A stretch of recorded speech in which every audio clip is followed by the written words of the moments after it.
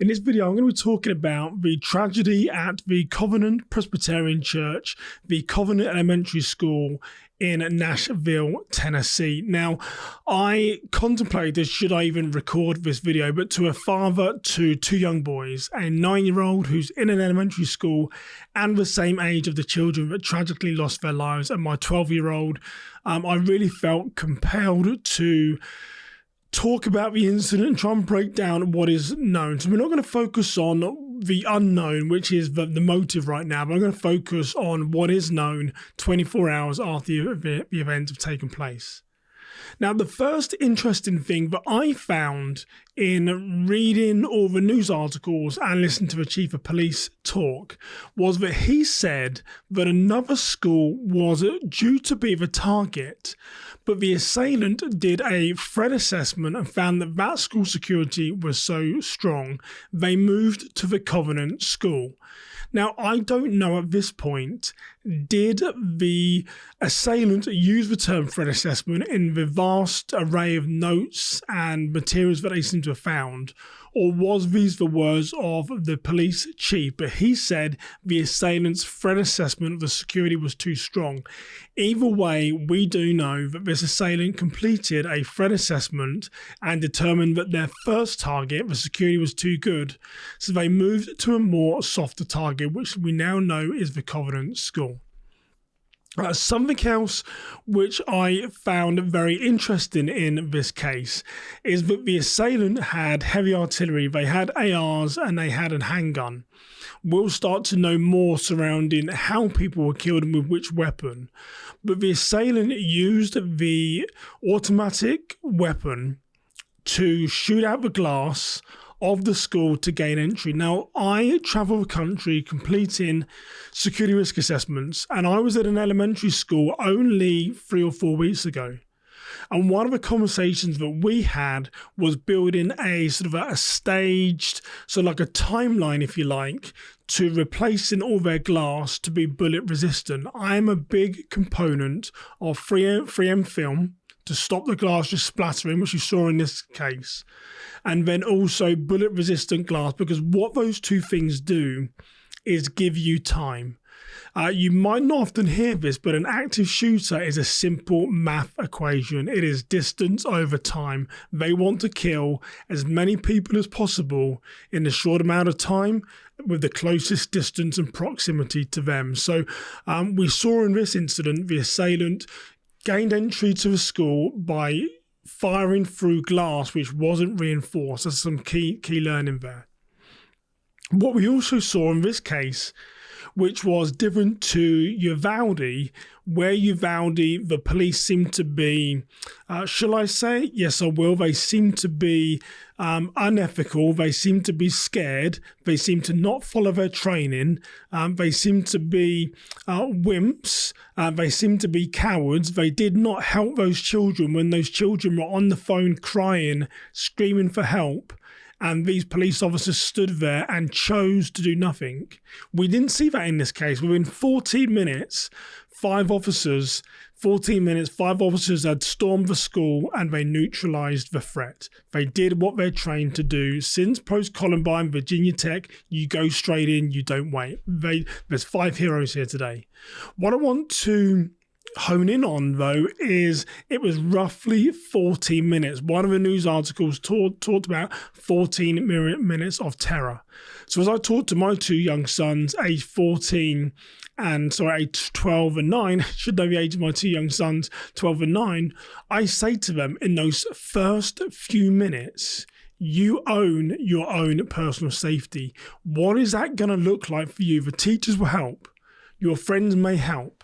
But in those first 14 minutes, you own your own personal safety. I really want us to remember that today. It was 14 minutes before police could go in and neutralize the threat. I'll ask you a question here now. What would you do in those circumstances for those first 14 minutes to stay safe? I don't need to know the answer, but think about your plan. Now, I want to tell you a little bit about some research conducted by a fellow British American here in the Midwest and a good friend of mine, Dr. James Densley. He's appeared on my podcast, Church Security Made Simple. I'll drop a link to all his details below and those episodes if you want to go and take a listen. Now, the Violence Project have focused on active violence, and they have researched every mass shooting from 1966 to the current day. I believe there's over 180, I forget the specific number. They've also had unprecedented access to incarcerated mass shooters. And there's 4 things that all these mass shooters have in common. I'm not going to cover that in today's episode.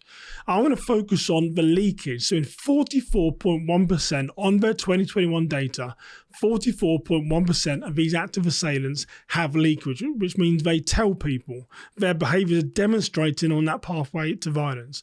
Their social media postings. In some way, they have said to someone, or their behaviour is saying, I intend to move through this pathway to violence to carry out a deadly attack. Now, why do I talk about that? Because that's interesting. We saw that in this case. We know that minutes before the attack, we don't know why, but the assailant reached out to one of their friends from school that they hadn't seen in many, many, many years.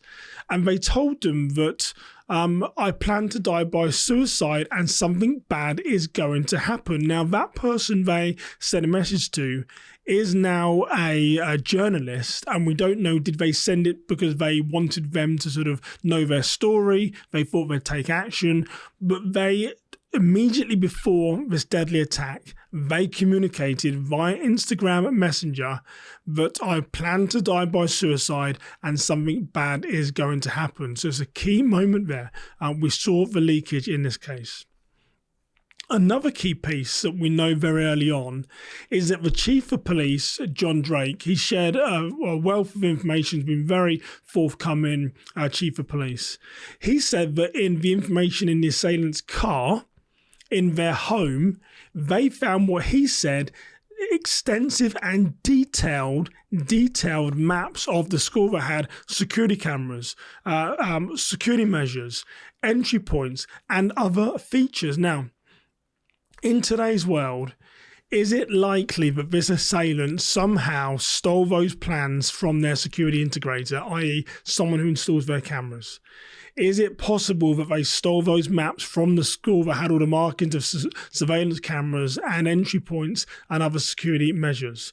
It's possible, but most probably unlikely. What is more likely, and information will come out about this in the next coming days and weeks and months, I'm sure, is that assailant had been in the school recently and had conducted some type of surveillance going through the criminal attack cycle, what I call in churches the worship attack cycle. They conduct surveillance against us. They do pre-indicated surveillance. If they had maps of the school with surveillance cameras marked on, I would suggest at this stage that most likely is that it had been inside that school and carried out some type of surveillance. Now, another key piece is that the school prepared for this active shooter with training. Now, here is the interesting thing on this. I spend a lot of time in LinkedIn talking about active violence and responding to people's comments. And there's a lot of people out there to say there's no evidence to suggest that active shooter training actually helps. And often there's a lot of criminologists that say this on LinkedIn. What they don't understand is that active shooter training gives you hope. Active shooter training gives you hope that there is a way out, that there is a way to stay safe. And this school said that they praise their active shooter training that they go through. So I'm going to ask you the question here today. When did you last go through some active shooter survival training? I have an online course you can take. There's maybe someone local in your area. Find someone where you can today to refresh your knowledge on what to do and how to stay safe during an active assailant. Remember, 14 minutes this person was inside the school. What are you going to do during those first 14 minutes? This school said they were prepared because they completed regular active shooter training. Now, in the days after a tragic event, there are always questions. How does this happen? Are we going to ban firearms? It's another school shooting. What went wrong? Who missed indicators? Who missed warnings? How are we going to move forward? And I think it's really important to remember scripture at this time. And I like 1 Peter 3:15. And 1 Peter 3:15 says, always be ready to give an answer for the hope that you have. Always be ready to give an answer for the hope that you have. Now, I have hope. One of my friends has written an extensive book on how to stop a mass shooting epidemic. My hope comes from 2 places. My hope comes from God, and it comes from the research that people are carrying out as to how do we identify these people before they escalate to the point of action. So I want to ask you today, how are you going to give an answer for the hope that you have when we have another tragic event going on in one of our schools?